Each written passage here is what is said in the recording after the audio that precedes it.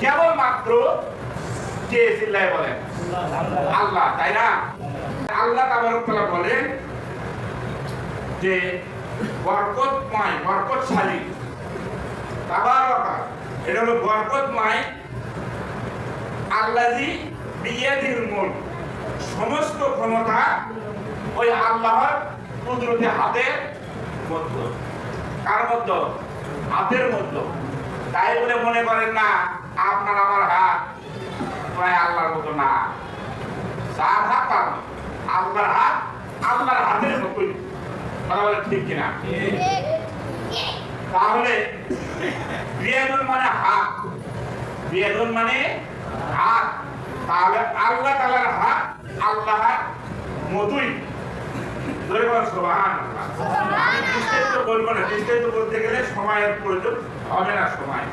তাহলে এখানে রাজত্বের চাবিকাঠি শুধুমাত্র কেবলমাত্র কে চিল্লায় বলেন আল্লাহ, তাই না?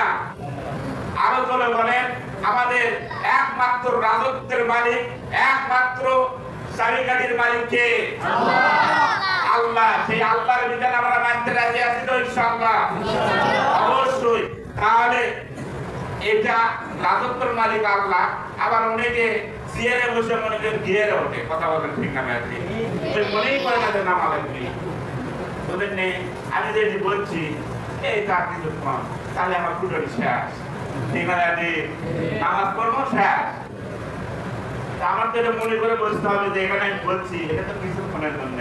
অনেকে মনে করছিল যে আমরা নামিয়েছি না 41, 72, 71, 60। কথা বলে ঠিক কিনা? গেল গুলিবার এখানে আর দিতে উঠতে পারছে না। আল্লাহ রাব্বুল আলামিন বলেন তাহলে সম্মান দেওয়ার মালিক একমাত্র কে? আল্লাহ।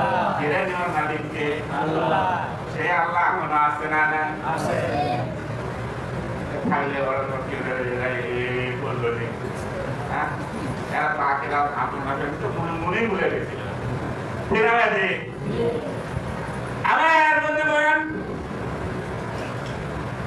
আরেকটি চেয়ার রয়েছে। এটা এখন যেগুলো চেয়ার এগুলো হলো ক্ষণস্থায়ী, এগুলো হলো ক্ষণস্থায়ী চেয়ার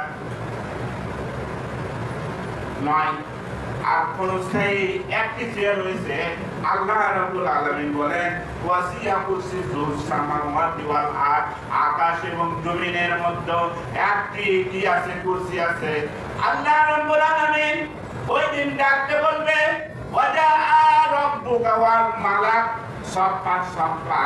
আল্লাহ তাআলা এবার তখন ফেরেশতাকে ডাকবে যে আমার ফেরেশতা দয়, এ যাও যাও যাও, দেরি করো না, দেরি করো না, আমার কুরসি নিয়ে এসো। ওয়াজা রাব্বুক, তখন আল্লাহ রাব্বুল আলামিন এই রকম কুরসি তখন নিয়ে আসবে। আল্লাহ রাব্বুল আলামিন তখন অদৃশ্য হবে এবং সফা সফা মালাক সমস্ত ফেরেশতা তখন সারিবদ্ধ হয়ে যাবে। জোরে বলেন না সুবহানাল্লাহ।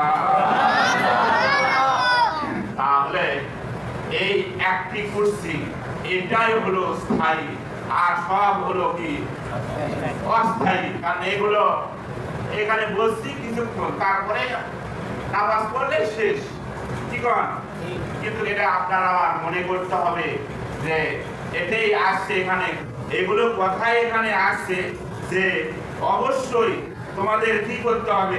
ওয়াহু আলা কুল্লি শাইইন কদির।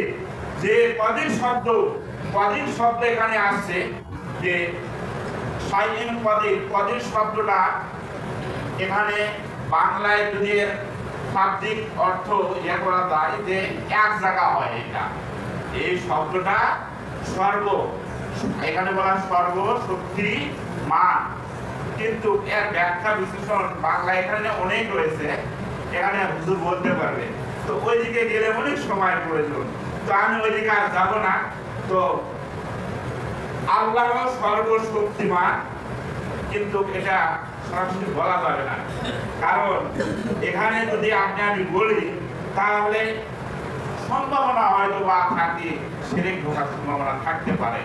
তাই এখানে এটা বলা যাবে না কারণ একমাত্র রাজত্বের চাবিকাঠি শুধুমাত্র আমার আল্লাহর হাতে। জোরে কোন সুবহানাল্লাহ। এই কথা বলার পর তখন আল্লাহ রাব্বুল আলামিন এই কথাগুলো যখন এই আয়াতের পরটা বলতে বলতে এখানে থেমে গেলেন।